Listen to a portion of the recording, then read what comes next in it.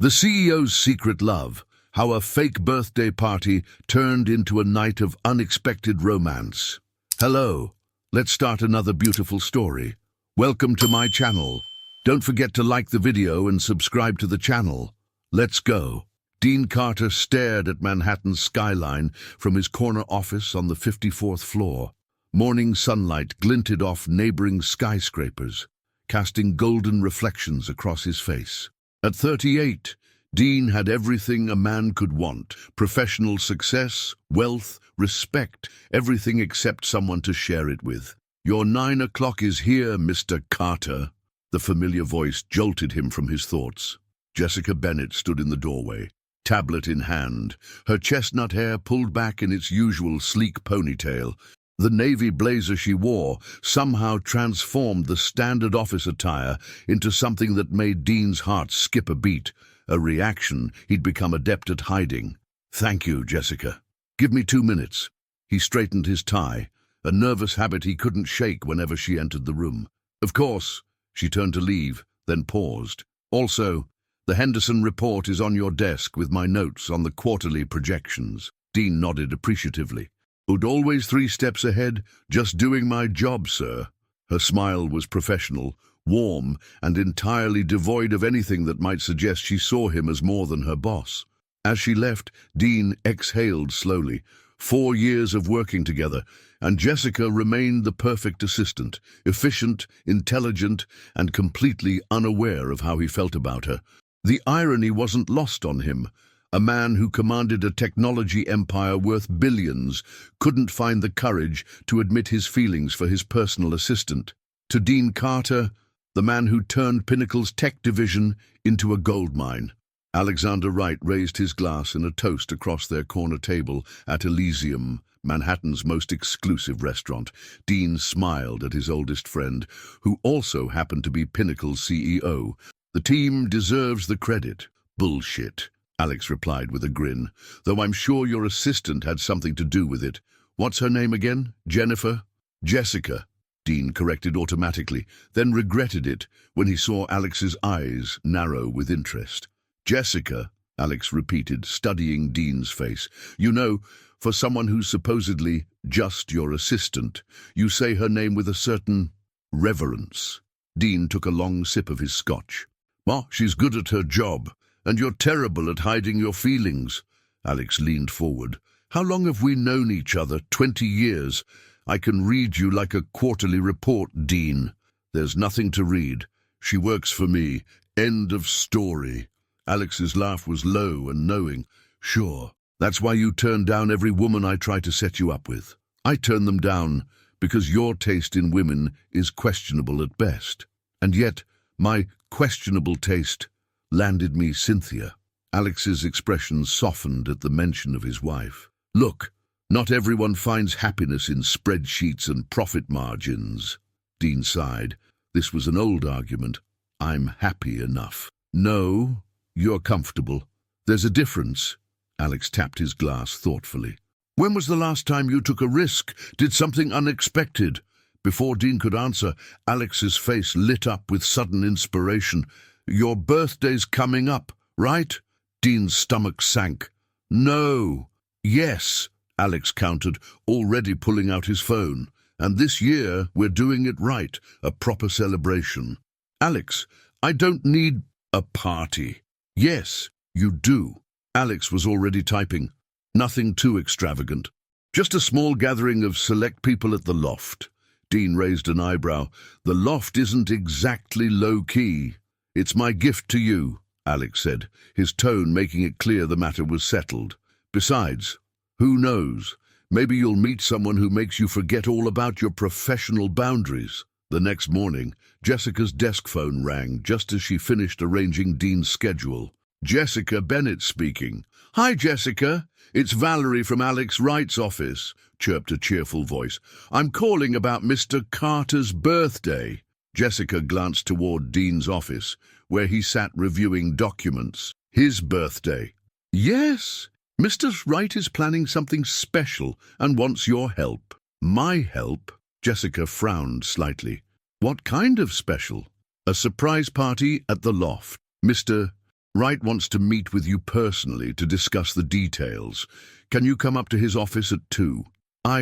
Yes, of course, Jessica replied, making a note in her calendar. Just then, Dean emerged from his office. Jessica quickly ended the call, feeling oddly guilty. Who was that? He asked casually. Just HR about those performance reviews, she lied, surprised by how easily the falsehood came. Dean nodded, seemingly satisfied. And I'm heading to the budget meeting. Should be done by noon. I'll have lunch ordered for you, Jessica said, falling back into their comfortable routine. For a brief moment, she thought she saw something flicker across Dean's face. A look that wasn't quite professional, but something softer, more vulnerable. Then it was gone, replaced by his usual composed expression. Thank you, Jessica. He hesitated, as if wanting to say more, then simply nodded and walked away. At precisely 2 o'clock, Jessica knocked on Alex Wright's office door. Come in, Alex called. Unlike Dean's minimalist space, Alex's office reflected his extroverted personality, colorful art, comfortable seating, and an impressive bar cart in the corner. Alex himself sat behind a desk that looked barely used, his feet propped up casually. Jessica Bennett, he greeted her warmly, the woman who keeps Dean Carter functioning. I just manage his schedule, Mr. Right. Alex, please. He gestured to a chair. And we both know you do more than that. Dean would be lost without you. Jessica sat down, wondering where this was going. Valerie mentioned a birthday party. Not just any party. Alex leaned forward, lowering his voice conspiratorially. This is an intervention disguised as a celebration.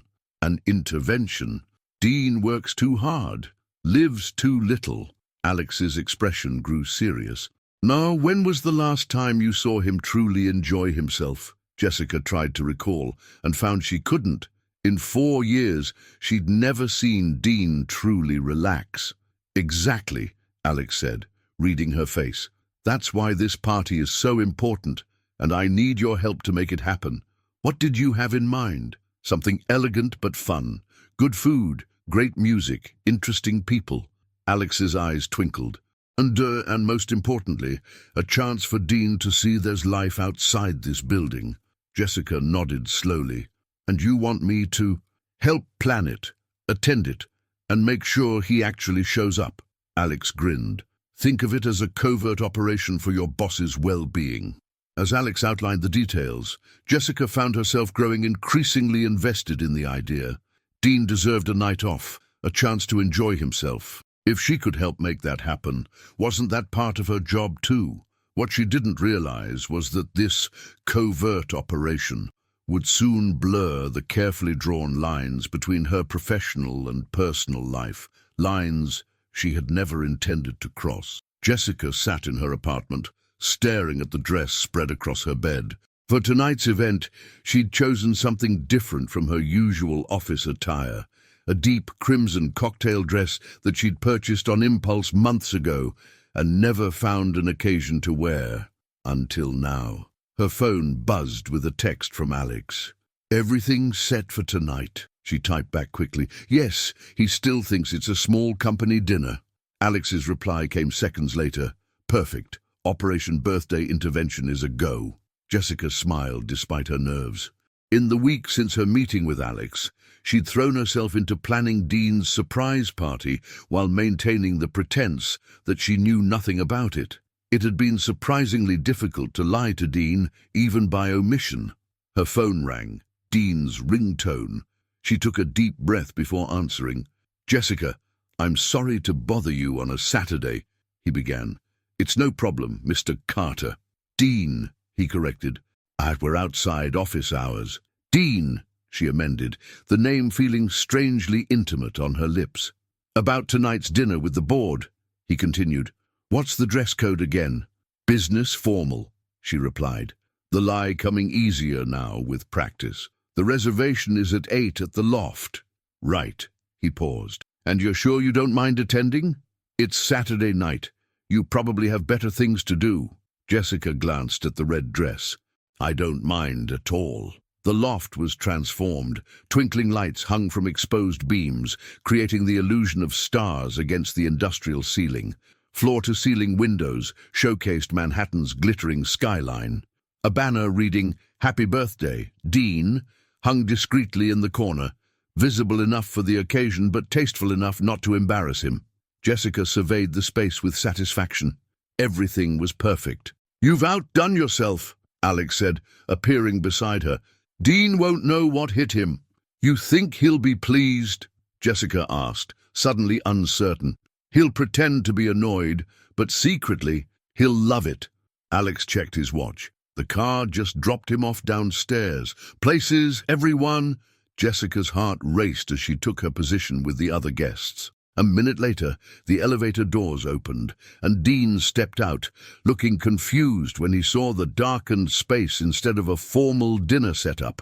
The lights came on. "Surprise!" Dean froze, his expression cycling rapidly from shock to disbelief to reluctant amusement.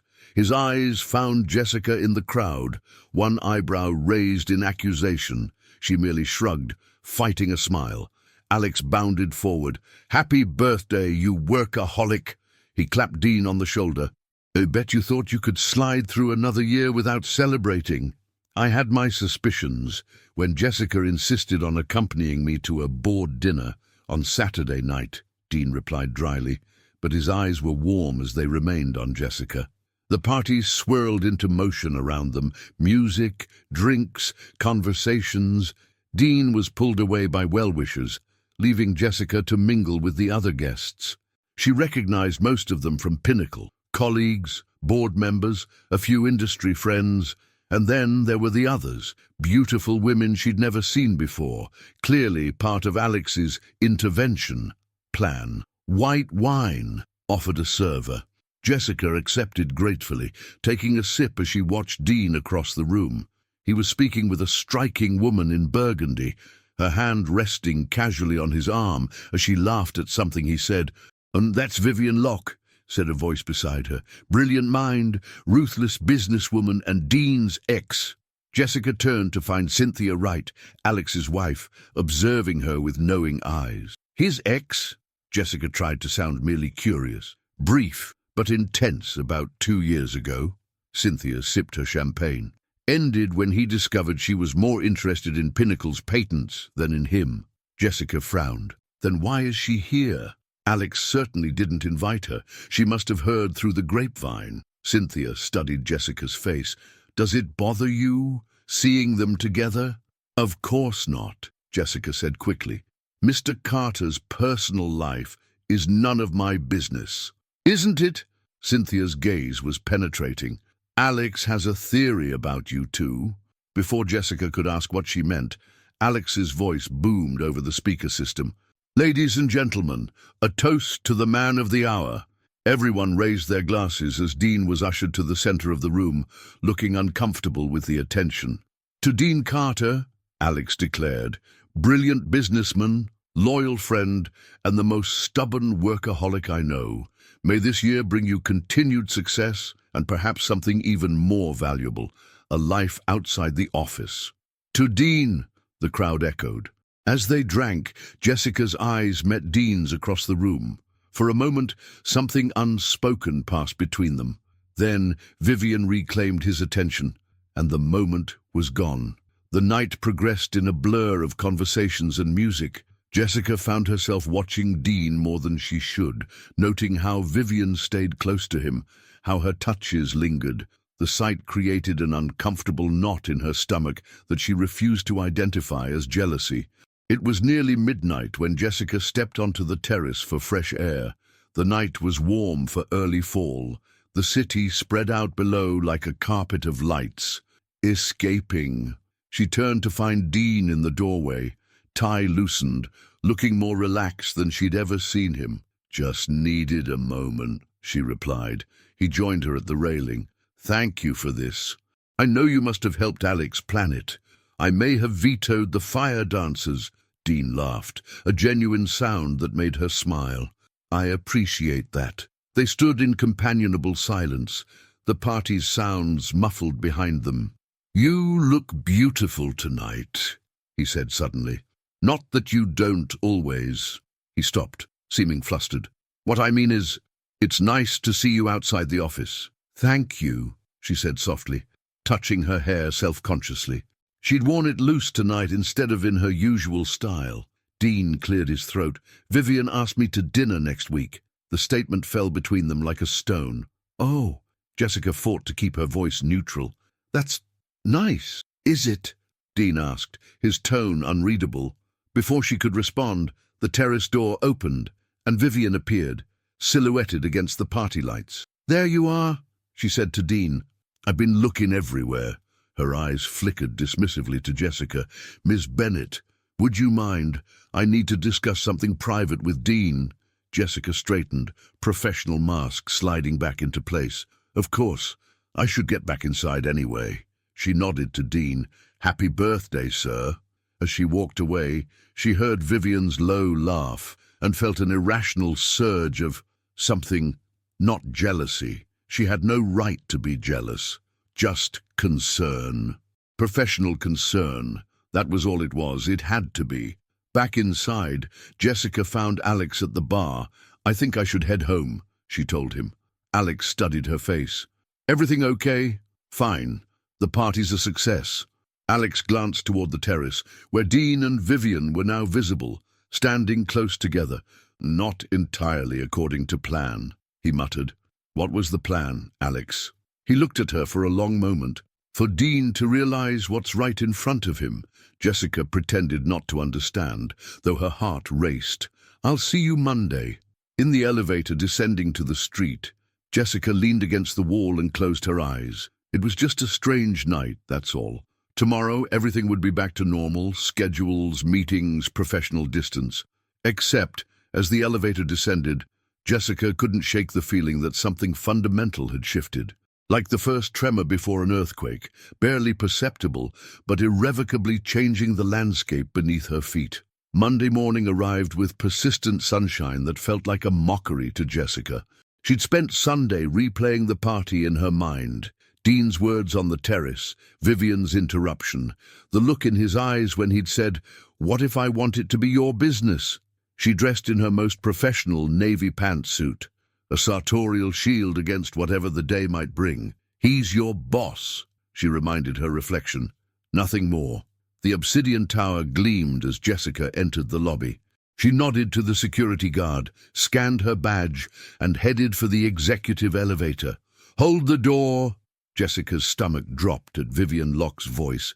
She pressed the door open button, plastering on a polite smile as the woman entered.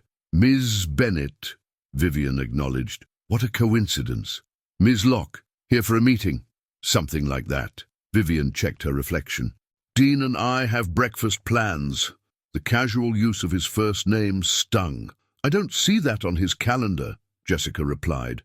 Vivian's smile turned sharp. It was arranged, spontaneously, after the party. Jessica watched the floor numbers climb in silence. You've worked for Dean for how long now? Vivian asked. 4 years. That's quite a while to be an assistant. The implication was clear. I enjoy my position, Jessica replied evenly. And me, I'm sure you do. Vivian's gaze was assessing. Dean speaks highly of you, so efficient. The elevator doors opened at the 54th floor like a rescue.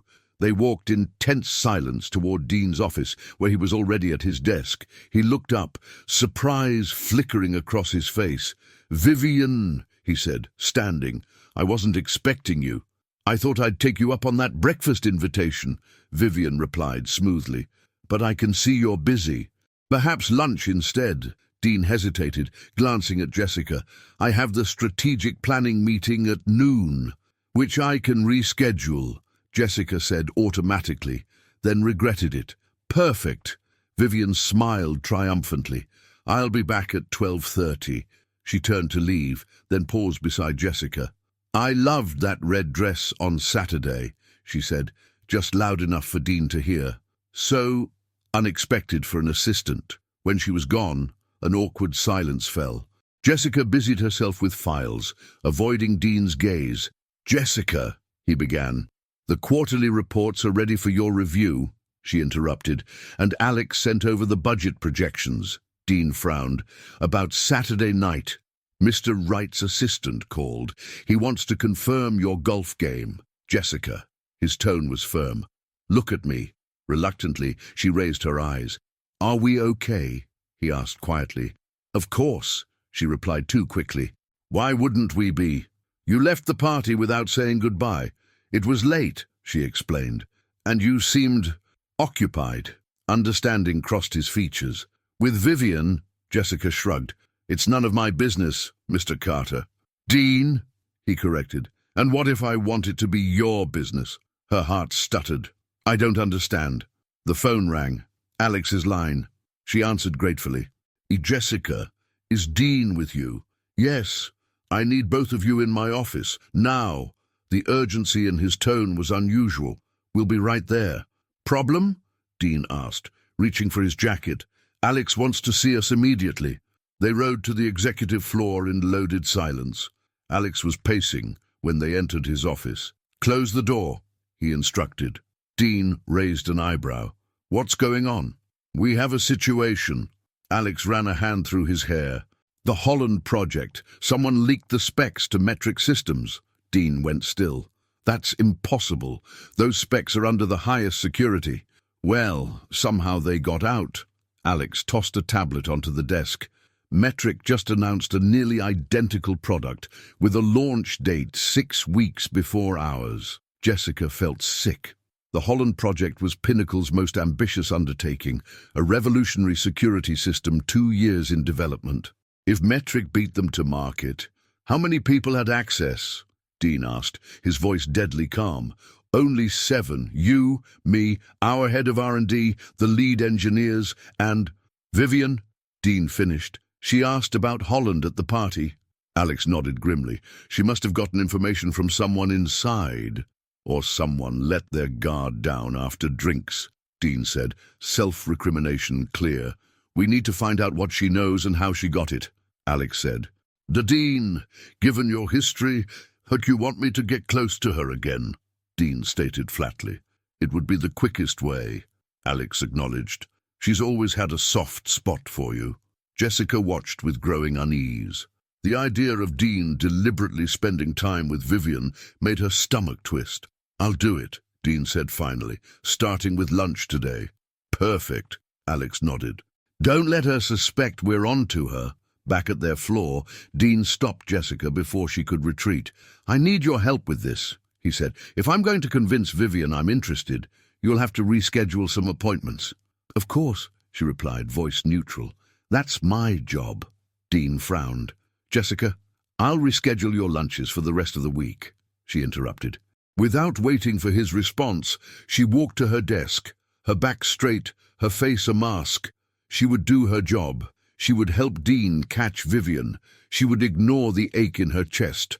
But when she looked up later to see Dean leaving with Vivian, his hand lightly touching the small of her back, Jessica had to admit the painful truth. Somewhere along the way, she had fallen in love with her boss. The week crawled by in a series of painful moments. Dean and Vivian having lunch. Dean and Vivian laughing in his office. Dean cancelling meetings to accompany Vivian to industry events. Jessica managed it all with outward professionalism, rearranging his schedule, making reservations, even ordering flowers to be sent to Vivian's office. On Thursday afternoon, she was compiling research when Alex appeared at her desk. How's our operation going? He asked quietly. You'd have to ask Mr. Carter, Jessica replied, not looking up.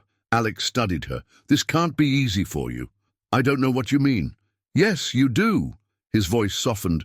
I've seen how you look at him. Jessica finally met Alex's gaze. It doesn't matter. He's my boss. He's also a man who hasn't been able to take his eyes off you since the party. Alex leaned closer. Trust me, Jessica. This thing with Vivian, it's just business. And what would you call this? She gestured vaguely between herself and Dean's empty office. Alex smiled. Complicated, but not impossible. He straightened as the elevator doors opened, revealing Dean returning from another lunch with Vivian. Jessica immediately noticed something different. A tightness around his eyes, tension in his shoulders that hadn't been there that morning. Everything okay? she asked as he passed. Dean paused, glancing between her and Alex. I need to talk to you both. Now. His tone sent a chill down Jessica's spine. Without another word, he entered his office, leaving the door open. Whatever had happened with Vivian, Jessica knew nothing would be the same after they heard it. Dean closed his office door once Jessica and Alex were inside, his expression tense as he moved behind his desk. What happened? Alex asked. Vivian knows things she shouldn't, Dean said grimly. Specific details about Holland that weren't in any leaked documents. How specific? Jessica asked. The quantum encryption algorithm, the one Dr. Chen developed exclusively for us? Dean's jaw tightened. She mentioned it casually over dessert. Alex swore under his breath. That algorithm is our competitive edge. It's not even in the digital files. Chen keeps it in his personal notes. Which means either Chen is compromised, or Vivian has another source, Jessica finished. Dean nodded. I played it cool, but she knows I recognize the slip. We need to find her source, Alex said. What's the plan?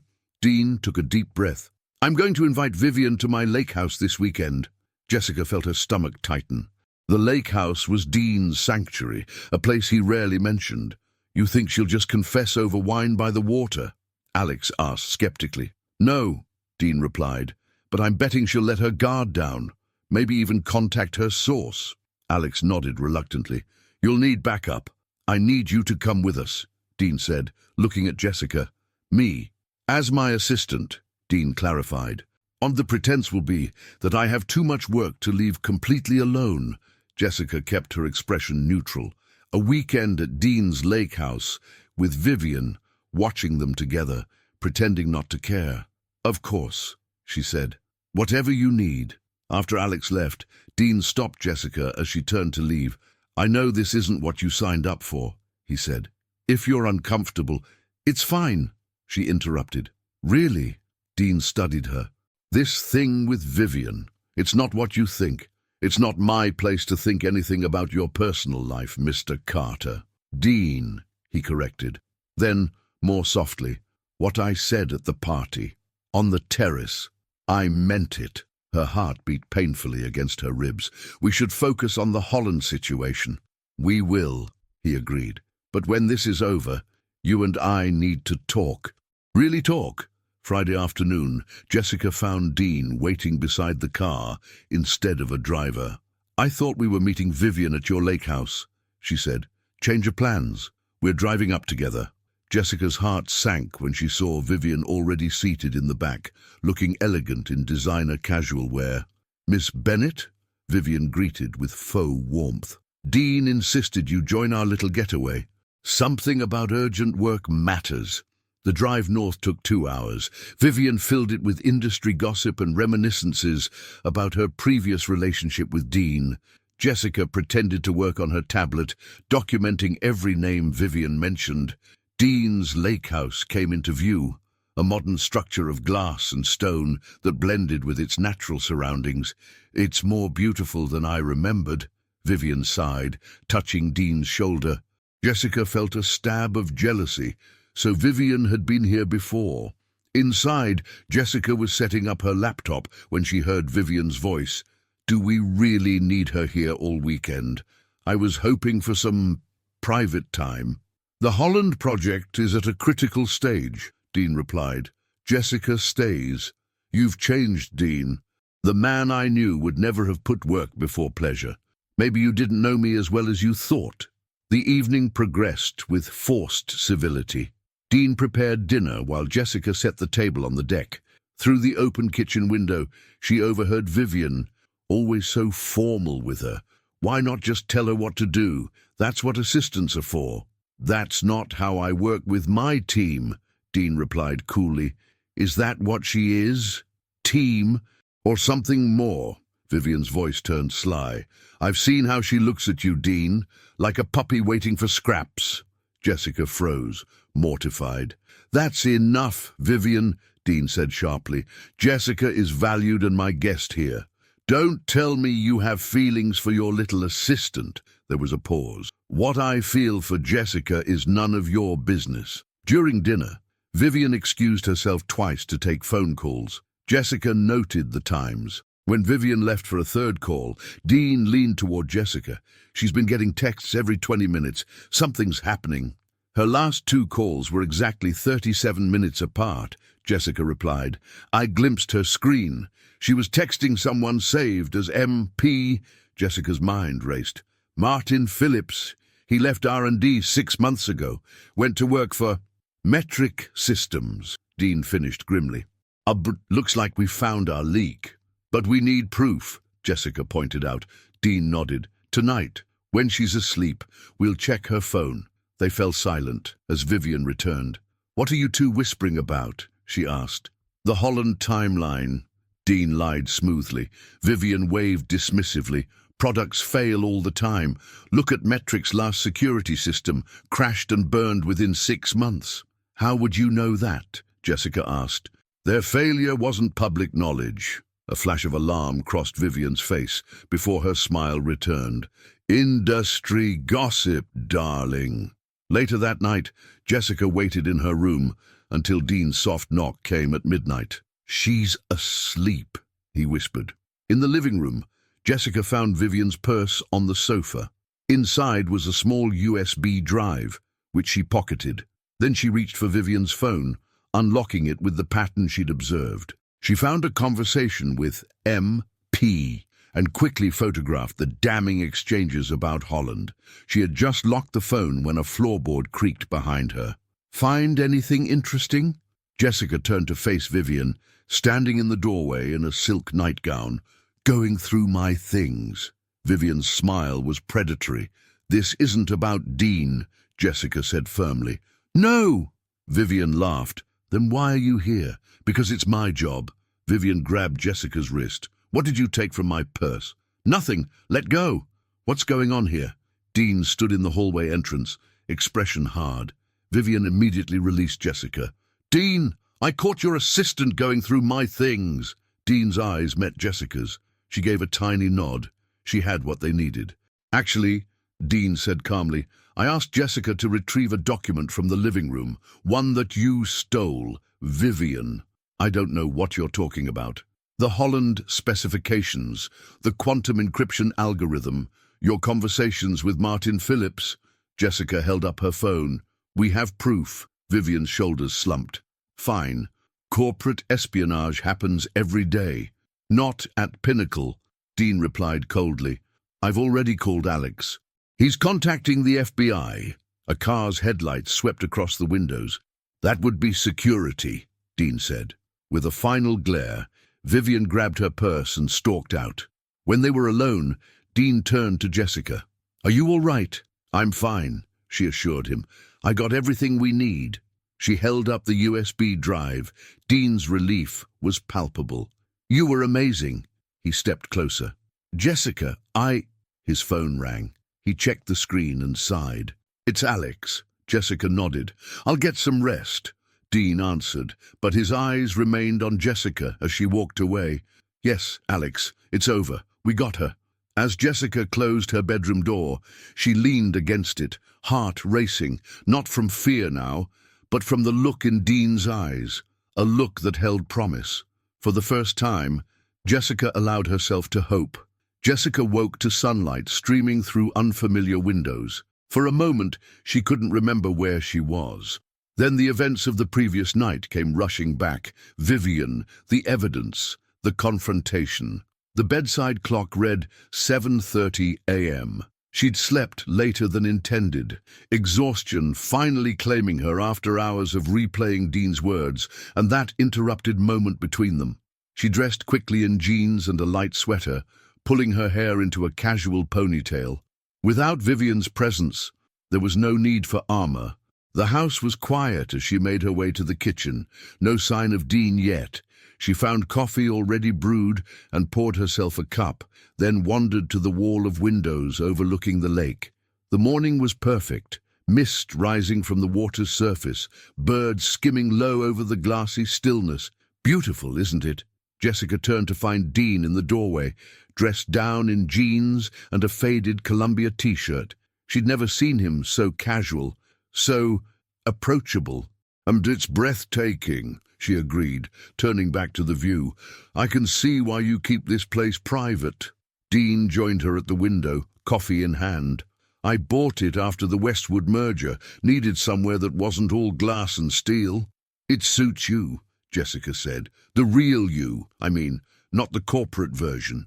Dean looked at her curiously. You think there are different versions of me? Aren't there? Dean Carter, brilliant executive who closes impossible deals. And then, whoever you are here. And which one do you prefer? He asked quietly. Jessica took a sip of coffee, buying time. This conversation felt dangerous, like stepping onto thin ice. I don't know the second one well enough to say, she finally answered. A small smile played at the corners of his mouth. Fair enough. He nodded toward the deck. Want to have breakfast outside? I make a decent omelette. That sounds nice. Jessica followed him to the kitchen, where he began pulling ingredients from the refrigerator. Can I help? You can chop the vegetables if you want. They worked side by side in comfortable silence. Jessica was acutely aware of Dean's presence, his movements, the faint scent of his cologne, the way his fingers deftly cracked eggs into a bowl. About last night, he said finally. I'm sorry you had to go through that with Vivian. It was worth it, Jessica replied, focusing on dicing a red pepper. We got what we needed. Alex called again this morning. The FBI picked her up at her apartment. They found files from at least 3 major projects on her computer. And Phillips? They're bringing him in for questioning today. Dean poured the egg mixture into a hot pan. Thanks to your quick thinking, we have solid evidence linking them both to the leak.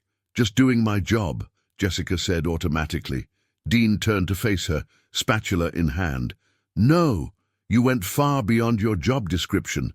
Not many assistants would spend their weekend helping catch a corporate spy. Jessica shrugged, uncomfortable with the praise. Oh, you would have done the same for any employee. You're not just any employee, Jessica. There it was again, that intensity in his voice that made her heart race. Dean, the sharp ring of his phone interrupted whatever she had been about to say.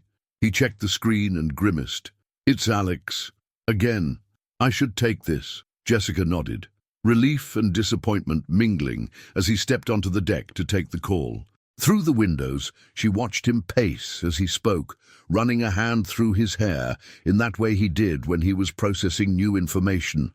She turned her attention back to breakfast, saving the omelette before it burned and setting the table on the deck. By the time Dean returned, his expression had shifted to something more serious. Everything okay? She asked. Yes and no. He sat down, his appetite seemingly gone. They found something on Philip's computer. Emails that suggest Vivian wasn't just after the Holland project. What do you mean? Dean met her eyes. She was gathering information on me. Personal information, background checks, financial records, even surveillance photos of me leaving my apartment. Jessica felt a chill. That's disturbing. What would she want with that? Alex thinks she was building leverage, looking for something she could use against me if her corporate espionage was discovered. He shook his head. Apparently, our past relationship wasn't as casual for her as I thought. She seemed fixated on you, Jessica admitted, remembering Vivian's possessive behavior. I never saw it, Dean said, regret evident in his voice. I thought it was just a convenient angle for her to get company information. I didn't realize how far she'd go. You couldn't have known. Dean pushed his plate away. I should have. I'm usually better at reading people. He gave a hollow laugh. My father always said my blind spot was beautiful women with agendas. Your father sounds like a wise man, Jessica said. He was. Dean's expression softened with memory. Self-made, like me, taught me everything about business, but not so much about... He trailed off. And about what? About balance. About not losing yourself to the work. He looked out at the lake. He died at his desk. Did you know that? Heart attack at 58. Never took vacations. Barely saw my mother. Missed most of my childhood. Jessica hadn't known. Dean rarely spoke of his family. Is that why you built this place? She asked gently. To find that balance.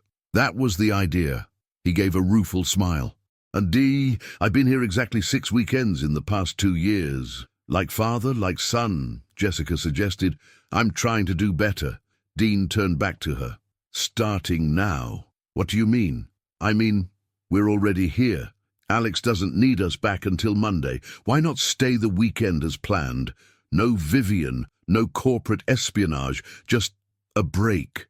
Jessica's pulse quickened. You want me to stay? Yes, he said simply.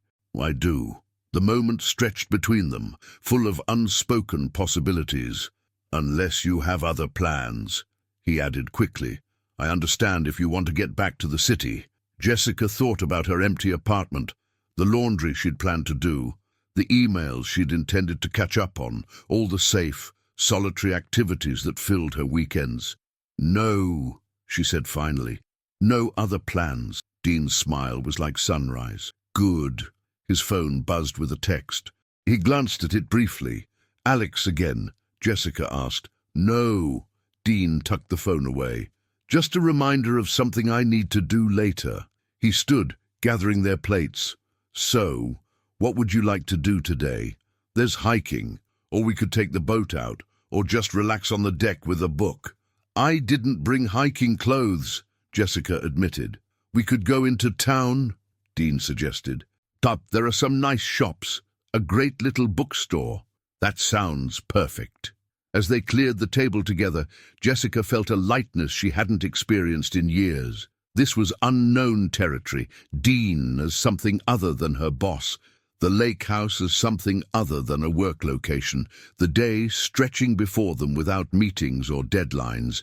It should have terrified her, this sudden shift in their carefully maintained professional relationship. Instead, she found herself looking forward to discovering who Dean Carter really was outside the glass walls of Pinnacle Tech, and perhaps who Jessica Bennett could be when she wasn't just his assistant. The town of Lakeside was exactly as its name suggested, a charming collection of shops and cafes nestled against the water's edge. Dean seemed different here, more relaxed, with none of the tightly coiled energy that characterized him at Pinnacle. And I haven't been here in months, he admitted as they strolled past a bakery. Usually I just have groceries delivered. So I'm getting the VIP tour, Jessica teased. Dean's smile reached his eyes. Absolutely. Complete with the best coffee in 3 counties, he nodded toward a cafe with a hand-painted sign reading Percolate. Inside, the barista greeted Dean by name. Mr. Carter, long time no see. Hello, Maya. How's business? Can't complain. Maya's curious gaze shifted to Jessica. And you brought company this time. This is Jessica, Dean said. Jessica, meet Maya, purveyor of liquid gold. After ordering, they settled at a corner table. Jessica watched the easy way Dean interacted with locals who stopped by their table. Here, he wasn't Dean Carter, corporate powerhouse. He was just Dean. The guy with the lake house who remembered people's names. I think I like this version of you, she said when they were alone again. Dean raised an eyebrow. As opposed to the man who made 3 interns cry during last quarter's review. He winced. That was unfortunate. But necessary, Jessica acknowledged. They had completely botched the Shanghai presentation. Still, I could have handled it better. Dean studied her. But you've never been afraid to call me out. Part of my job, she replied with a slight shrug. Is that all it is? A job? The question hung between them, laden with meaning. Before Jessica could answer, Maya appeared with fresh pastries on the house. Bookstore next? Dean asked, changing the subject. Jessica nodded, grateful for the reprieve. The bookstore was small but well curated, with floor-to-ceiling shelves. Dean headed for history, while Jessica browsed fiction. She was reading a book's back cover when Dean's voice startled her. Found something good? Jessica showed him the literary thriller about art forgery. It looks interesting. It is, he confirmed. I read it last month. You did? Jessica couldn't hide her surprise. I didn't know you read fiction. There's a lot you don't know about me, he said, his voice light but his eyes serious. And what else don't I know? Secret hobbies, hidden talents? I play chess, he offered, and I can make a decent souffle. Now that I'd like to see. Maybe you will. Dean's phone buzzed. He checked it, frowning slightly. Sorry, I need to make a quick call. Why don't you pick out some books? My treat. You don't have to.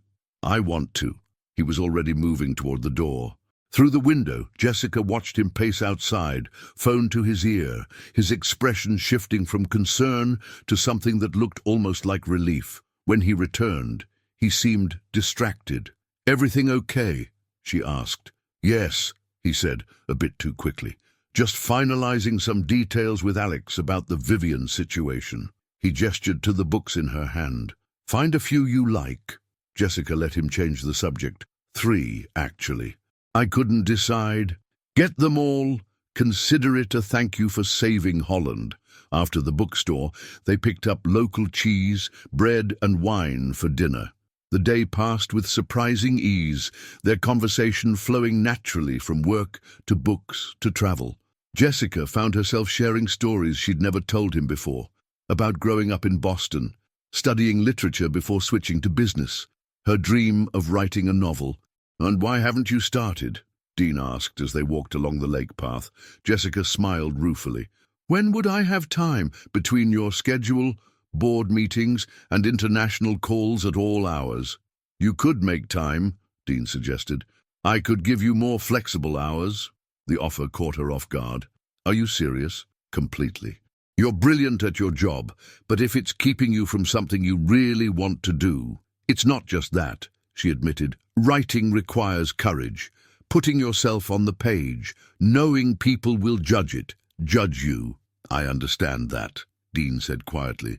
More than you know. Something in his tone made her ask, What's your dream, Dean? The thing you'd do if running Pinnacle's tech division wasn't an option. He was silent for so long, she thought he wouldn't answer. Then, architecture. Really? He nodded. I almost went to architecture school instead of business. My father talked me out of it. Do you regret it? Sometimes, he admitted. But I've built a good life, helped a lot of people with the foundation. The foundation? Jessica asked. Dean looked genuinely surprised. The Carter Foundation. Didn't you know? Jessica shook her head. I've never heard you mention it. That's strange. I could have sworn it had come up. He shrugged. It's not something I publicize much. We fund educational programs for underprivileged kids, focusing on STEM. How long have you been doing this? About 5 years, since my father died. Jessica tried to reconcile this new information with the Dean she thought she knew. Why keep it quiet? It's not about recognition, he said simply. It's about making a difference. Jessica studied him, seeing layers she'd never noticed before. This man who could be so demanding at work was also someone who quietly used his fortune to help others, who dreamed of designing buildings, who read literary thrillers and made soufflés. What? Dean asked, noticing her stare. I'm just re-evaluating some assumptions. He smiled. Good or bad? Definitely good. As they reached the car, Dean's phone buzzed again. This time, his expression went from neutral to alarmed. I need to make another call, he said urgently. This one's important.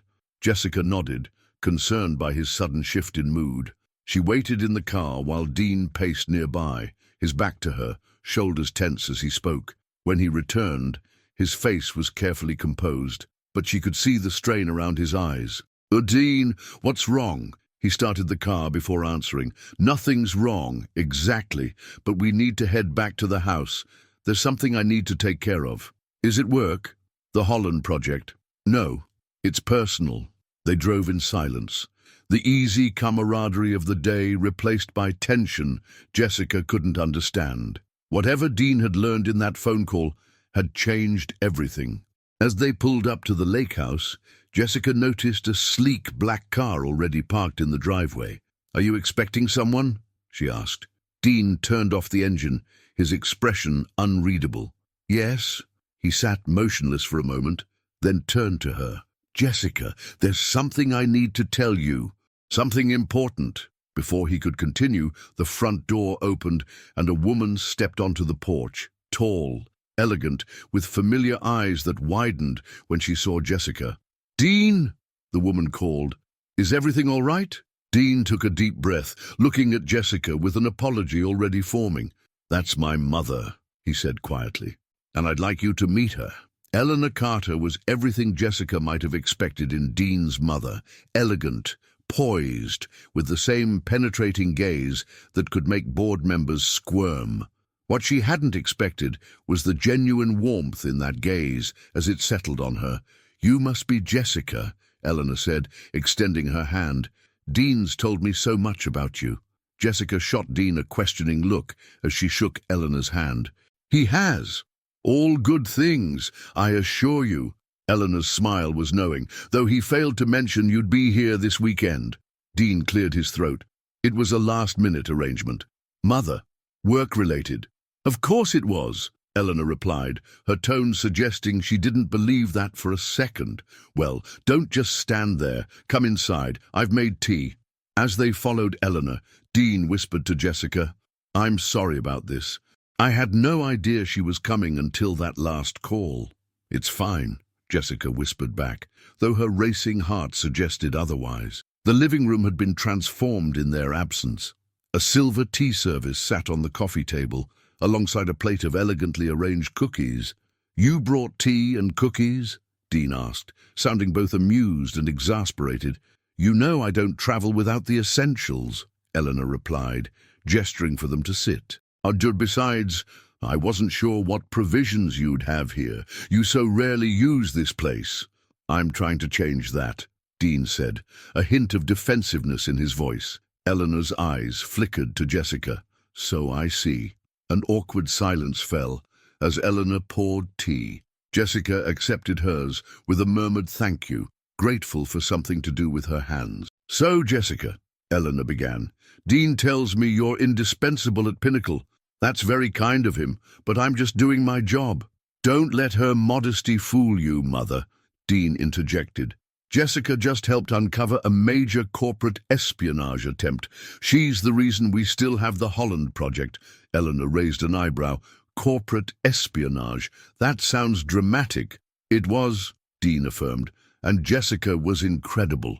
She put herself at risk to protect the company." The pride in his voice made Jessica flush. "It wasn't that dramatic. I just downloaded some files from an unlocked phone." "While the spy was in the next room," Dean added, "don't downplay it." Eleanor observed this exchange with evident interest. "Well, it seems I have arrived at an eventful time. Perhaps you should fill me in on the details." As Dean recounted the events with Vivian, Jessica watched Eleanor's reactions.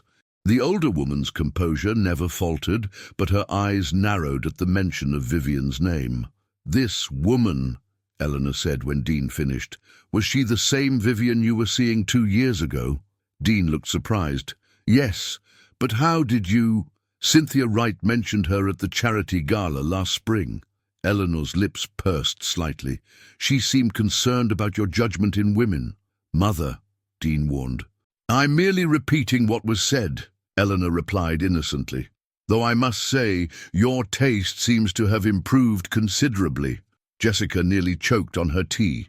Dean shot his mother a look that would have silenced anyone at Pinnacle, but Eleanor merely smiled serenely back. "Actually," Jessica said, desperate to change the subject, "Dean was just telling me about the Carter Foundation. I had no idea he was so involved in educational initiatives." Eleanor's expression softened. "Yes, the foundation is Dean's way of honoring his father. Richard always believed in education as the great equalizer." "Mother chairs the board," Dean explained. "She's the one who really makes it work." "Nonsense," Eleanor dismissed. "I merely keep the committees running smoothly. Dean makes the important decisions. The annual fundraiser is coming up," Eleanor continued. "Dean, I hope you're planning to attend this year. Last year's video appearance was quite disappointing to the donors." Dean sighed. "I'll be there, Mother. I promised, didn't I?" "Yes, well, promises and actions aren't always aligned in your case." Eleanor turned to Jessica. "Perhaps you could ensure it gets on his calendar. It's the second Saturday in November." "I'll make sure it's there," Jessica assured her, automatically slipping into assistant mode. "Excellent," Eleanor smiled. "And you should come as well. It's quite an event. Dinner, dancing, auction. I'm sure Dean would be happy to have you there." Dean's expression wasn't readable as he said, "That would be up to Jessica." Jessica hesitated, unsure how to respond. Would she be attending as his assistant or as something else? "Think about it," Eleanor said smoothly. "No need to decide now." She set down her teacup. "Dean, would you mind bringing in my overnight bag from the car?" Once Dean had left, Eleanor leaned forward, her voice lower. "My son is many things, Jessica. Brilliant, driven, occasionally stubborn to the point of absurdity. But he's also a deeply private person who rarely lets anyone see beyond the executive persona." Jessica nodded, uncertain where this was going. "The fact that you're here, at this house," Eleanor gestured to the lake view, "means a great deal. Dean doesn't bring people here, ever." "It was just for work," Jessica said, though the words felt hollow. Eleanor gave her a knowing look. "Dean has spoken of you for years. At first, it was always my assistant this, or Ms. Bennett that. But lately, it's been Jessica." Jessica's heart quickened. "I'm not sure what you're saying." "I think you are," Eleanor replied gently. "And I think you should know that whatever is happening between you and my son has my full support." Before Jessica could respond, the front door opened as Dean returned with a small suitcase. "Where would you like this, Mother?" he asked. "The blue bedroom will be fine." Eleanor rose gracefully. "In fact, I think I'll freshen up before dinner. You two must have plans." "Actually," Dean said, "we just picked up some things in town. Nothing formal." "Perfect," Eleanor declared. "I'd love a simple evening. We can get better acquainted." As Eleanor disappeared down the hallway, Dean turned to Jessica with an apologetic expression. "I'm so sorry about this. I had no idea she was planning to visit." "It's fine," Jessica assured him. "She's lovely." "She's interfering," Dean corrected, though there was affection in his voice. "She's been trying to meet you for ages." "Meet me? Why?" Dean looked suddenly uncomfortable. "Because I talk about you a lot, apparently." The implication hung in the air between them. "What did she say to you?" Dean asked. "When I went to get her bag." Jessica hesitated, unsure how much to reveal. She said you don't bring people here, ever." Dean's eyes held hers. "I don't." "Then why?" "I think you know why, Jessica." The moment stretched between them, taut with possibility. Dean took a step toward her just as Eleanor's voice called from the hallway. "Dean, be a dear and show me where you keep the extra towels." The spell broken, Dean sighed. "Coming, Mother." As he left, Jessica sank onto the sofa, her mind spinning. The weekend had taken a turn she never could have anticipated. Dean's mother knew who she was, had apparently heard about her for years, and seemed to be actively encouraging whatever this was between them. And Dean himself had all but admitted that bringing her to the lake house hadn't just been about work. For a woman who prided herself on always being prepared, Jessica found herself completely at a loss for what might happen next. Dinner preparation became an unexpectedly intimate affair. Eleanor insisted on helping, transforming the simple meal they'd planned into something more elegant, with the practiced ease of someone who had entertained her whole life. "Dean tells me you're from Boston," Eleanor said as she arranged cheese and bread on a platter. Jessica nodded, slicing apples for the salad. "South Boston. My father was a high school English teacher." "Was?" Eleanor asked gently. "He passed away when I was in college. Cancer." Jessica kept her eyes on the cutting board. "I'm sorry," Eleanor said, and Jessica could hear the genuine sympathy in her voice. "It's not easy losing a parent young." "It shaped a lot of my choices," Jessica admitted. "And I switched from literature to business, something more practical, something that would let me support my mother." Dean, who had been opening wine at the counter, looked up. "You never told me that was why you changed majors." Jessica shrugged slightly. "It never came up." "And your mother?" Eleanor asked. "Is she still in Boston?" "Florida now. She remarried a few years ago. They're happy." Jessica smiled, thinking of her mother's weekly phone calls, full of stories about her new life. "So you have no family in New York?" Eleanor pressed. Mother, Dean warned, recognizing the interrogation for what it was. Eleanor waved him off. I'm simply getting to know Jessica better. Is that a crime? It's fine, Jessica assured him. And no family in New York. Just friends from college and work. That must get lonely, Eleanor observed. Jessica had never really thought about it that way. Her life was full of work, primarily, but also books, occasional outings with friends, classes she took at the community center near her apartment. But lonely, perhaps it was, in ways she'd chosen not to examine. I stay busy, she replied diplomatically. Yes, I imagine Dean sees to that, Eleanor said with a pointed look at her son. He gets that from his father, the inability to understand that assistants need lives too. Mother, Dean said again, more firmly this time. It's just an observation, dear. Eleanor carried the cheese platter to the dining table. Jessica, would you mind helping me set the table? As they arranged placemats and silverware, Eleanor continued her gentle probing. How long have you worked for Dean?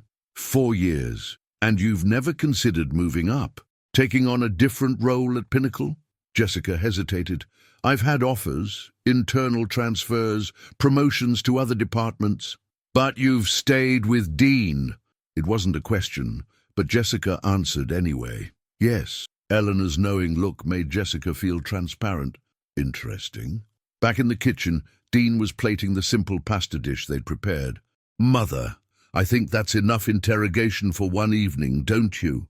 I'm not interrogating, Eleanor protested. I'm conversing. There's a difference. Not the way you do it, Dean muttered, but there was affection in his tone. Dinner itself was surprisingly pleasant. Eleanor proved to be a gifted storyteller, regaling Jessica with tales of Dean's childhood, his first business venture selling hand-drawn architectural plans to neighbors, his brief and disastrous attempt at joining the high school basketball team, his stubborn determination to work his way up at his father's company rather than accepting an executive position straight out of college. He wanted to prove himself, Eleanor explained. Show that he was more than just Richard Carter's son. I wanted to learn the business properly, Dean corrected. Starting at entry level made sense. And yet you were divisional director within 3 years, Eleanor pointed out. Hardly the slow, methodical climb you're suggesting. Dean looked slightly embarrassed. I worked hard. That no one could ever deny, Eleanor agreed. She turned to Jessica. But enough about Dean. Tell me more about you. What do you do when you're not managing my son's impossibly busy life? Jessica took a sip of wine. I read a lot, take classes sometimes, cooking, photography. I volunteer at a literacy program on Saturdays. Teaching adults to read, Eleanor asked. Jessica nodded. It's rewarding. Many of them are working multiple jobs, raising families, and still finding time to improve themselves. It's inspiring. Dean was looking at her with an expression she couldn't quite read. I didn't know you did that. There's a lot we don't know about each other, Jessica said, echoing his words from earlier in the bookstore. Apparently, he replied softly. Eleanor glanced between them, a small smile playing at her lips. Well, she said, rising from the table, I think I'll have my tea in the living room and give you two some time to catch up on all these things you don't know about each other. Mother, Dean began. Dean, Eleanor cut him off. I may be getting older, but I'm not blind. You two clearly have things to discuss that don't require my presence. She picked up her teacup. I'll be perfectly content with my book by the fire. When she had gone, an awkward silence fell over the table. Jessica busied herself gathering plates, avoiding Dean's gaze. I'm sorry about my mother, he said finally. She can be direct. I like her, Jessica replied honestly. She reminds me of you, actually. God help me, Dean laughed, standing to help clear the table. Ooh, that's a terrifying thought. They worked together in the kitchen, washing dishes in a companionable silence that gradually eased the tension. Jessica found herself hyper-aware of every brush of their hands, every moment when they moved around each other in the small space. Did you mean what you said earlier, she asked suddenly, about giving me more flexible hours if I wanted to write? Dean looked at her, surprised by the question. Of course, you've more than earned it. Why didn't you ever mention it before? He considered this as he dried a wine glass. Honestly, I was afraid you'd use it as a transition to leaving Pinnacle altogether.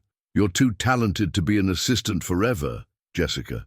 Is that what you want, for me to leave? No, Dean said, his voice suddenly fierce. That's the last thing I want. The intensity of his response hung between them. Jessica turned back to the sink, her heart racing. What do you want, Dean? She asked quietly, not looking at him. She felt him move closer, felt the warmth of him just behind her. I think, he said, his voice low, we both know the answer to that. Jessica turned slowly to face him, their bodies inches apart. The kitchen suddenly felt too small, too intimate. Dean's eyes dropped to her lips, then back to her eyes, a question in them. The sound of Eleanor clearing her throat from the doorway broke the moment. I hate to interrupt, she said, not looking remotely apologetic, but I was wondering if there was any of that lovely cheesecake left from dessert. Dean closed his eyes briefly, frustration evident on his face. Yes, Mother, I'll bring you some. No rush, Eleanor said breezily, disappearing back down the hallway. Dean sighed, resting his forehead against Jessica's for just a moment. Her timing has always been impeccable, he murmured. Jessica couldn't help but laugh, the tension breaking. Your mother is something else. That's one way to put it. Dean reluctantly stepped back. I should go? Jessica nodded. I'll finish up here. As Dean left with a slice of cheesecake for Eleanor, Jessica turned back to the sink, her hands unsteady as she finished the dishes. Whatever was happening between them had been building for longer than she'd realized, perhaps even longer than Dean had realized. And despite all her careful professional boundaries, despite all the reasons this was complicated and potentially disastrous, Jessica couldn't deny the truth any longer. She was falling in love with Dean Carter. Sleep eluded Jessica. She lay awake, replaying the almost moment in the kitchen, Dean's proximity, the intensity in his eyes before Eleanor interrupted. What would have happened if his mother hadn't appeared? By dawn, she gave up on rest. Wrapping herself in a plush robe, she slipped quietly to the kitchen for coffee. The house was silent, fog clinging to the lake outside. Jessica prepared the coffee maker and watched sunrise gradually penetrate the mist. You're up early. She turned to find Dean in the doorway, dressed in running clothes, slightly sweaty. Couldn't sleep, she admitted. Me neither. He grabbed water. I went for a run to clear my head. Did it work? A small smile touched his lips. Not really. The coffee maker beeped.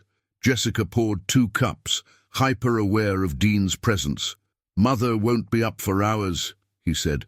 She's never been a morning person. Unlike you, Jessica observed. I've received emails from you time-stamped at 5 a.m. Old habits. Dean nodded toward the deck. Want to sit outside? Outside, they sat in Adirondack chairs, watching the mist swirl over the water. Jessica, Dean began quietly, about last night. It's okay, she said quickly. We don't have to talk about it. I think we do. He turned to face her. I think we've been avoiding talking about a lot of things for a very long time. Jessica's heart quickened. This was it. The conversation that would change everything. 4 years ago, when HR sent you as a temporary replacement, I knew within an hour I wanted to keep you, Dean said. You were efficient, intelligent, and completely unfazed by my difficult management style. Jessica smiled. You were terrifying. But I needed the job. And I needed you. Dean set his cup down. More than I realized, you became essential, not just to my work, but to my day. I started valuing your opinions on decisions that had nothing to do with scheduling. That's called having a good working relationship, Jessica said unconvincingly. Is that what you'd call it?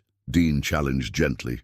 Because somewhere along the way, I realized that what I felt for you had nothing to do with work. Jessica's breath caught. When? There wasn't a specific moment. It was gradual. One day, I just knew. He paused, but I couldn't act on it. You worked for me. The dynamics were complicated. They still are, Jessica pointed out. Yes, Dean acknowledged. Which is why I've been trying to figure out a solution. What kind of solution? I've been grooming Lisa Chen to take over as my assistant, Dean said. And I've spoken with HR about creating a new position, Director of Special Projects, that would report directly to Alex, not me. Jessica stared at him. You've been planning to promote me without telling me. Not exactly. Dean looked sheepish. I wanted to have everything in place before I spoke to you, and Alex knows about this. It was partly his idea, Dean admitted. He's noticed things between us. Jessica set her coffee down. So, you and Alex have been planning my career path without consulting me. Dean winced. When you put it that way, it sounds terrible. Because it is terrible. Jessica stood up, angry. Did it occur to you that I might have my own ideas about my future? It's not a game, Jessica. Dean rose as well. I was trying to do the right thing. The right thing would have been to talk to me. Her voice rose despite her efforts to stay calm. Dean ran a hand through his hair. You're right, I'm sorry. I should have discussed it with you first. What do you want, Jessica? Dean asked, his voice softening. And if you could have anything professionally, what would it be? The question caught her off guard. No one had ever asked her that. I don't know, she said honestly. I'm good at what I do. I enjoy being your assistant most of the time. But I also wonder if I'm hiding there, taking the safe option. Dean nodded, listening intently. Maybe I would like to try something new, she continued. Special projects could be interesting, or communications. My writing background might be useful there. It would, Dean agreed. You're a beautiful writer. Jessica looked at him in surprise. How would you know that? The reports you edit for me are always better than the originals. The compliment warmed her despite her lingering irritation. The point is, these should be my choices to make. You're right, Dean said. I overstepped. I was so focused on solving the personal aspect that I didn't consider how it would feel from your perspective. The admission disarmed her. How many executives would acknowledge a mistake so directly? I appreciate that, she said, her anger fading. And I understand why you did it. Jessica. Dean took a step closer. My feelings aren't complicated. They're quite simple. She looked up at him, her heart in her throat. And what are those feelings? Dean's eyes held hers. I'm in love with you. Have been for longer than I care to admit. The words hung in the morning air. Jessica felt lightheaded. You don't have to say anything, Dean continued quickly. I know this is a lot to process. And if you don't feel the same way, I do. Jessica interrupted softly. Feel the same way. Dean went still. You do. She nodded, unable to find more words. Dean moved closer, his hand coming up to brush a strand of hair from her face. What happens now? She asked. Whatever you want, he replied. We can take this as slowly as you need. And if I don't want to take it slowly, Dean's eyes darkened, then I would very much like to kiss you right now. Jessica's answer was to rise on her tiptoes, closing the distance between them. His lips met hers softly at first, then with growing certainty as she responded. When they finally broke apart, Dean rested his forehead against hers. That was worth waiting 4 years for, Jessica smiled, happiness bubbling up within her. Definitely. A deliberate cough from the doorway shattered the moment. They turned to find Eleanor standing there, a knowing smile on her face. I see you two have finally sorted things out, she said, satisfaction evident. It's about time. Dean groaned, but didn't release Jessica. Mother, your timing remains impeccable. I thought so, Eleanor agreed cheerfully. Now, who's making breakfast? I'm famished. As Eleanor disappeared inside, Dean looked down at Jessica. Welcome to the family, I suppose. Jessica laughed. Your mother planned this whole visit, didn't she? Without a doubt, Dean confirmed. She's been pushing me to do something about that lovely assistant of yours for at least 2 years. Hand in hand, they walked back inside, toward whatever complicated, wonderful future awaited them. Monday morning arrived with jarring normalcy. Jessica's alarm chimed at 5:30 a.m., but she woke with a smile, memories of the weekend flooding back.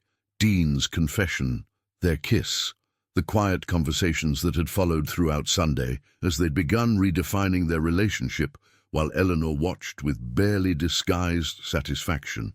Getting ready for work, Jessica faced a new dilemma: how to act at the office. She and Dean had discussed it during the drive back to the city, his hand occasionally finding hers. "We need to be discreet," he'd said. "Not because I'm ashamed, but because—" "Office politics," Jessica had finished. "The last thing either of us needs is gossip about favoritism," Dean had nodded. "Just until we figure out the professional side. Alex knows how I feel about you, but the rest of the executive team will draw their own conclusions," Jessica agreed, some of which won't be flattering. As she selected her most professional pantsuit, Jessica mentally prepared herself. They had agreed to maintain their usual professional dynamic at work: no lingering glances, no personal conversations, no physical contact. It would be the hardest role she'd ever played. The Obsidian Tower hummed with Monday energy as Jessica stepped off the elevator. Dean's office door was closed, the blinds drawn, unusual for this early hour. A post-it note on her desk read simply, "Meeting with Alex, AT, back by 9:30. Jessica settled in, glad for the opportunity to collect herself before seeing him. She immersed herself in emails and calendar adjustments. At precisely 9:27, the elevator doors opened, and Dean stepped out with Alex. Their expressions were serious, but not tense. Jessica kept her eyes on her screen as they approached. "Good morning, Jessica," Dean said, his voice carefully professional. "Good morning, Mr. Carter, Mr. Wright," she replied with a neutral smile. "Your 10 o'clock call to confirm, and the quarterly reports are on your desk." Dean nodded, not quite meeting her eyes. "Thank you. Alex and I need a few more minutes." They disappeared into Dean's office. Jessica exhaled slowly, surprised by how difficult even that brief interaction had been. Her phone buzzed with a text. "You're a better actor than I am, D." Despite herself, Jessica smiled. 10 minutes later, Alex emerged, pausing at her desk. "Jessica," he said, his tone casual but his eyes assessing. "Dean mentioned you had some excitement this weekend with the Vivian situation." "Yes, sir," Jessica replied cautiously. "But everything's been resolved." "So I hear." Alex studied her. "Dean also tells me you might be interested in exploring other opportunities within Pinnacle." Jessica's eyes darted to Dean's office door, then back to Alex. "We discussed some possibilities." "Good," Alex nodded. "I'd like you to come by my office tomorrow morning at 9. We can talk about where your talents might be best utilized." "Of course," Jessica agreed, trying to hide her surprise. "Excellent." Alex smiled genuinely. "I've been telling Dean for months that he needs to stop hoarding your abilities. The rest of us could use some of that efficiency you bring to his life." With that cryptic comment, he headed for the elevator, leaving Jessica wondering exactly how much Dean had told him. She was still pondering this when Lisa Chen from legal approached her desk. "Morning, Jessica," Lisa said brightly. "I have those contract revisions for Mr. Carter." "Thanks, Lisa. I'll make sure he gets them." Lisa lingered. "Also, I wanted to ask, I heard there might be some organizational changes coming, possibly involving you." Jessica kept her expression neutral. "Where did you hear that?" "HR sent me an email about additional training this week," Lisa explained. "Something about executive support protocols. I thought maybe—" "I'm not aware of any specific changes," Jessica said carefully. But Pinnacle is always evolving. If I hear anything concrete, I'll let you know." Lisa nodded. "Thanks, Jessica. You know how the rumor mill works around here." Indeed she did, and it appeared that Mill was already beginning to turn. The day progressed with excruciating normalcy. Dean had back-to-back meetings, leaving Jessica little opportunity for interaction beyond passing documents. Each time their fingers brushed, she felt an electric awareness that would have been impossible to hide from observant colleagues. Late afternoon found her alone in the break room making tea when Dean appeared. "Ms. Bennett," he said formally, conscious of the open door. "Do you have the Henderson files ready for tomorrow?" "Yes, Mr. Carter." she replied. They're on your desk with the updated projections." He nodded, then, glancing around to confirm they were alone, allowed his mask to slip. "This is torture," he murmured. Jessica bit back a smile. 19 more minutes until your last meeting ends. And then, "Your calendar is clear until tomorrow morning." Dean's eyes darkened. "Have dinner with me tonight." It wasn't a question, but Jessica answered anyway. "Yes."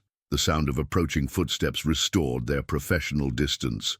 7 o'clock, he said quietly before others entered. "I'll pick you up." At precisely 7, her intercom buzzed.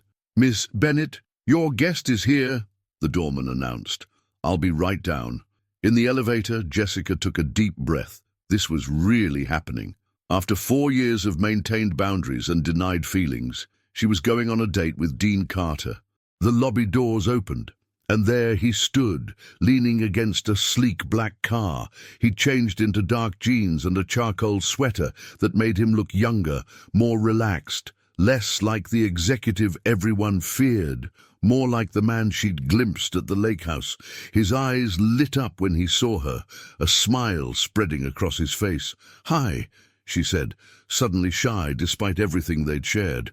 "Hi," he replied, opening the car door. "You look beautiful." The restaurant was small and elegant, tucked away in the village. The maitre d' greeted Dean by name, leading them to a secluded corner table. As they ordered wine, conversation flowed easily. Dean told her more about his meeting with Alex, revealing they'd been finalizing details for her potential new role.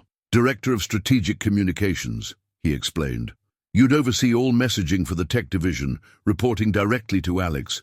A significant step up in both responsibility and compensation, and conveniently remove the direct reporting relationship between us," Jessica observed. Dean nodded. "That's part of it. But Alex has been looking to create this position for months.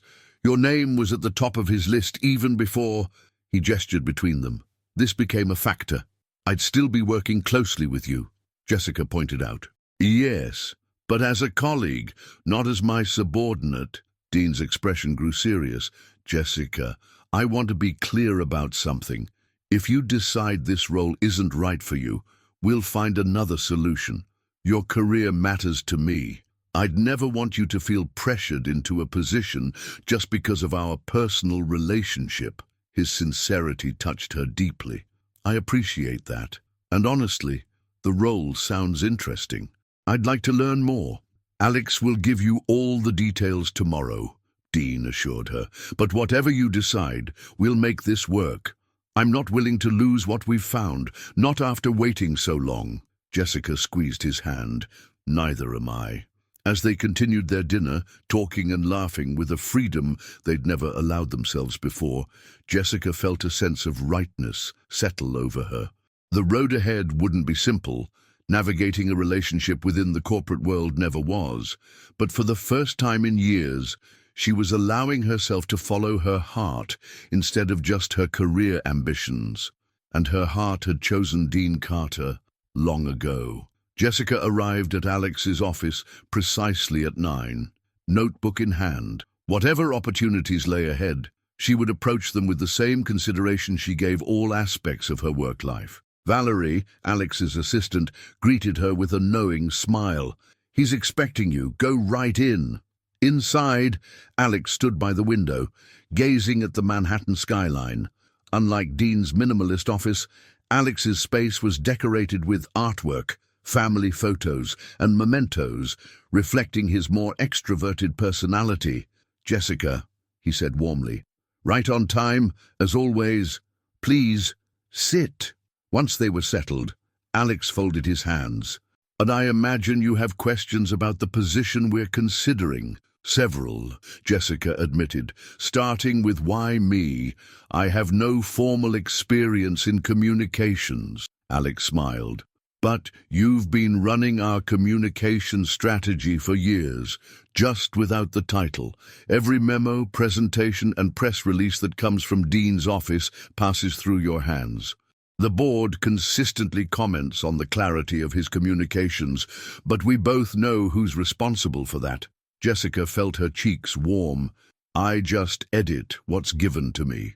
You do far more, Alex countered. You translate complex technical concepts into language even the most tech-averse board members understand. That's a rare skill. He pushed a folder across the desk. This contains the job description, reporting structure, and compensation package. Take your time reviewing it. Jessica opened the folder, her eyes widening at the salary figure, nearly double her current earnings. This is very generous, she said carefully. It's market rate, Alex replied. Perhaps even slightly below what you could command elsewhere. Jessica looked up sharply. You think I'm considering leaving Pinnacle? The thought has crossed my mind, Alex admitted. A woman of your talents could write her own ticket anywhere. The fact that you've stayed in an assistant role for 4 years has always puzzled me, until recently. The implication was clear. Alex believed her feelings for Dean had kept her from advancing. My reasons for staying were professional as well as personal, Jessica said. I've learned more working for Dean than I would have in any other position. I don't doubt that, Alex agreed. But you've reached a point where you've absorbed everything that role can teach you. It's time for new challenges. Jessica nodded, scanning the document. The position reports directly to you. For now, Alex confirmed, though there's potential for it to become its own department eventually, with you at the head. The possibilities were dizzying. A department of her own, budget authority, building something from the ground up. I'll need time to think about this, she said finally. Of course, Alex leaned back. But Jessica, I want to be clear. This offer stands regardless of what happens between you and Dean. Your talent is what we value. The rest is none of my business. Jessica appreciated his directness. Thank you, Alex. As she left his office, folder in hand, Jessica felt both exhilarated and unsettled. The opportunity was perfect, almost too perfect, like it had been designed specifically for her. Because it had been, she realized. Dean had been planning this for months. The thought both touched and troubled her. Dean was in a meeting when she returned, giving Jessica time to review the job description thoroughly. The role was substantial, overseeing all communications for Pinnacle's tech division, from investor relations to product launches. It was an incredible opportunity. So why did she feel so conflicted? The meeting door opened, and executives filed out. Dean appeared last, brightening when he saw her. How did it go with Alex? He asked when they were alone. It was informative, Jessica replied, not meeting his eyes. Dean frowned slightly. You don't seem thrilled. The position is amazing, she acknowledged, but it feels like what? She looked at him directly. Like it was created to solve a problem, the problem of us. Dean's expression grew serious. That's not fair, Jessica. This position has been in development for months, long before we acknowledged our feelings, but accelerated because of them, she countered. Dean sighed, running a hand through his hair. Yes, the timing was influenced by recent developments, but that doesn't diminish the legitimacy of the opportunity. Jessica knew he was right, yet something still bothered her. I need to know that I'm being offered this position because of my abilities, not because it's convenient for our relationship. You are, Dean insisted. Alex wouldn't create a position just to accommodate my personal life. He's too shrewd a businessman for that. Before Jessica could respond, his phone buzzed. The Tokyo team is calling early. I have to take this. Of course, Jessica said, slipping into assistant mode. I'll hold your other calls. Dean paused at his office door. We'll talk more about this later? She nodded, though uncertainty lingered in her eyes. The day passed in a blur of routine tasks, each feeling strangely poignant, as Jessica realized they might soon no longer be her responsibility. She'd become so defined by these duties that the prospect of leaving them behind felt like losing a piece of herself. By evening, she'd made her decision. She waited until the floor was nearly empty before knocking on Dean's door. "Come in," he called, smiling when he saw her. "I was just thinking about you." "I've been thinking about the position," Jessica said. "I'm going to accept it." Dean's face lit up. "That's wonderful," I knew you'd be perfect for—" "But," she interrupted, "I have conditions." His smile faded slightly. "Now, what kind of conditions?" "First, I need 3 months to train my replacement properly. I won't leave you with someone who can't handle the job." Dean nodded. "That's reasonable. And, second, I want to be clear that this is a trial for me. If after 6 months I feel the role isn't right, I want the freedom to explore other options, either within Pinnacle or elsewhere." Dean's expression grew serious. "You're considering leaving the company?" "I'm considering all possibilities," Jessica replied carefully. "This is a big change, Dean. For both of us, I need to know I have options." He was quiet for a moment.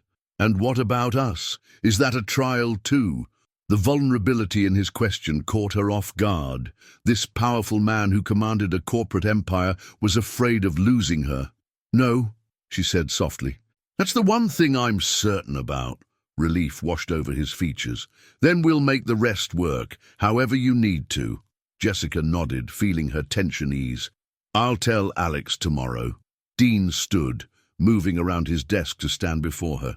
With the office nearly empty, he reached for her hand. "I'm proud of you," he said quietly. "This is a big step." "It's terrifying," she admitted. "Oh, I've been your assistant for so long, I'm not sure I know how to be anything else." "You're already so much more," Dean assured her. "Everyone sees it but you." His confidence in her was both comforting and daunting. What if she couldn't live up to his expectations? "What are you thinking?" Dean asked. "That change is hard," she replied honestly. "Even good change. We'll face it together," he promised, squeezing her hand. As they left the office that evening, maintaining professional distance until they reached his car, Jessica felt a mix of excitement and apprehension about the path ahead. Her relationship with Dean was evolving faster than she'd imagined possible. Her career was taking an unexpected turn. Nothing was certain, except that nothing would be the same. But perhaps that was the point. Sometimes the biggest risks led to the greatest rewards.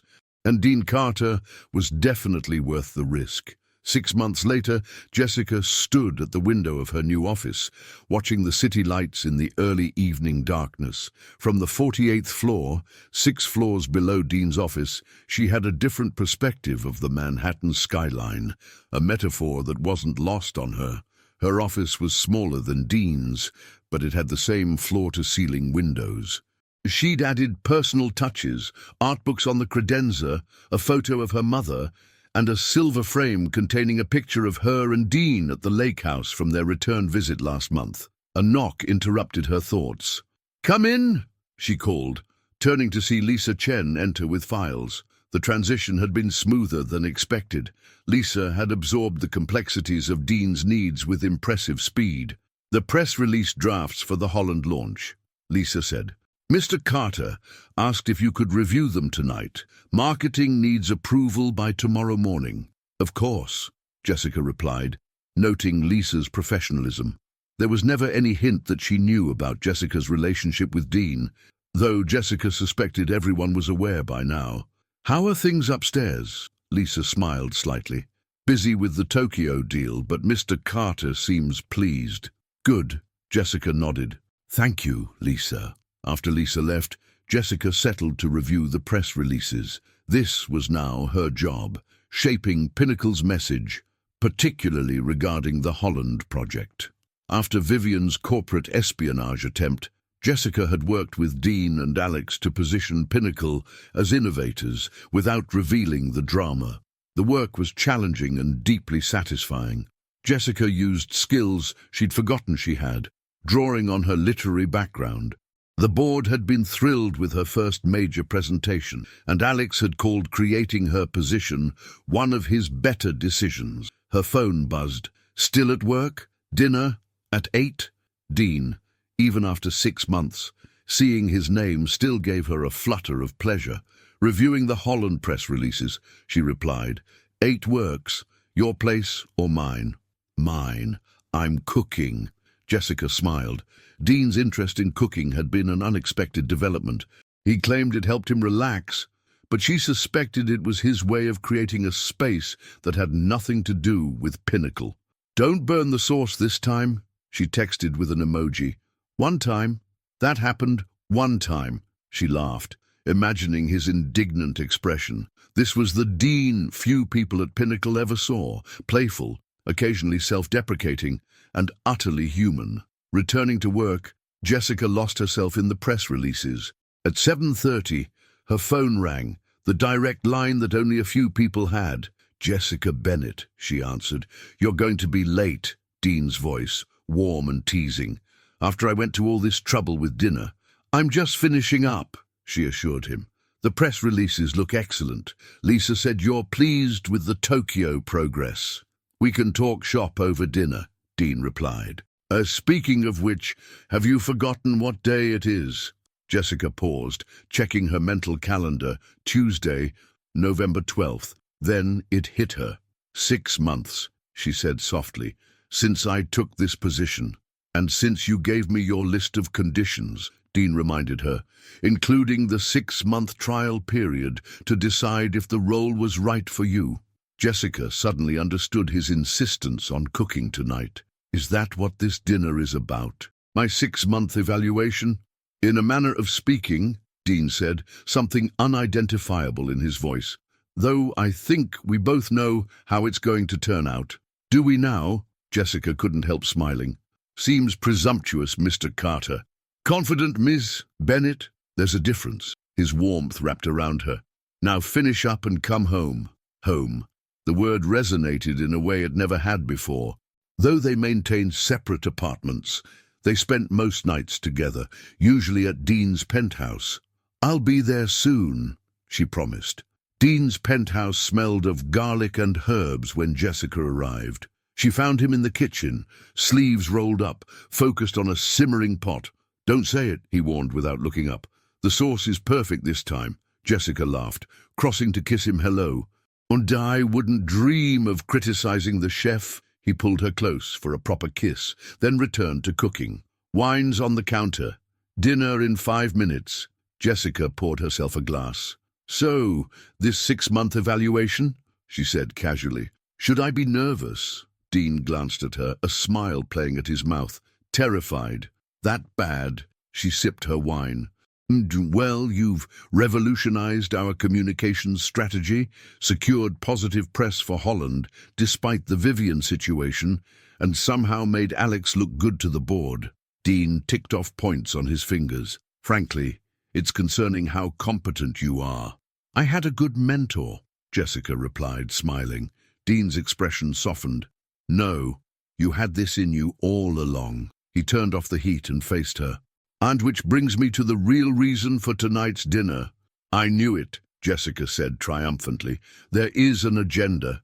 "There's always an agenda with me," Dean admitted. "You should know that by now." He reached into his pocket and pulled out a small velvet box. Jessica's breath caught. "Dean, 6 months ago, you weren't sure if your new role would be right," he said, voice steady despite the emotion in his eyes. "You wanted options, freedom to choose your path. I understood that. I've always admired your independence." He opened the box, revealing an emerald-cut diamond ring. "I'm hoping you've decided to stay, not just at Pinnacle, but with me, forever." Jessica felt tears threatening as she looked from the ring to the man holding it, the man who had gone from demanding boss to secret crush to partner. "Would most people date longer before proposing?" she said, voice thick with emotion. Dean smiled. "We've been dating for 4 years, Jessica. We just didn't acknowledge it until recently." He had a point. Their professional relationship had always contained elements beyond the typical boss-assistant dynamic: trust, mutual respect, deep understanding. "So," Dean prompted, vulnerability in his eyes, "what's your decision on the 6-month evaluation?" "Stay or go?" Jessica stepped closer. "I think you know the answer." "I want to hear you say it," he insisted softly. "Yes," she whispered. "I'm staying. In both roles." The smile that broke across Dean's face was like sunrise. He slipped the ring onto her finger, then pulled her into a kiss that promised a lifetime. When they finally broke apart, Jessica rested her forehead against his, marveling at their journey. From assistant and executive to equals, partners, future husband and wife. "I love you," Dean murmured, the words still new enough to thrill her. "I love you too," Jessica replied with absolute certainty. Behind them, the sauce began to bubble over, but neither cared about perfection. They had found something far more valuable, a love built on mutual respect, forged through challenges, promising a future brighter than either could have imagined. And it had all started with a party that wasn't really a party, a corporate spy, and a weekend at a lake house that changed everything. Sometimes, the most unexpected beginnings led to the most perfect endings. The end. That was a beautiful story, wasn't it? I hope you enjoyed it. Please like the video and subscribe to the channel. Your collaboration is very important to me.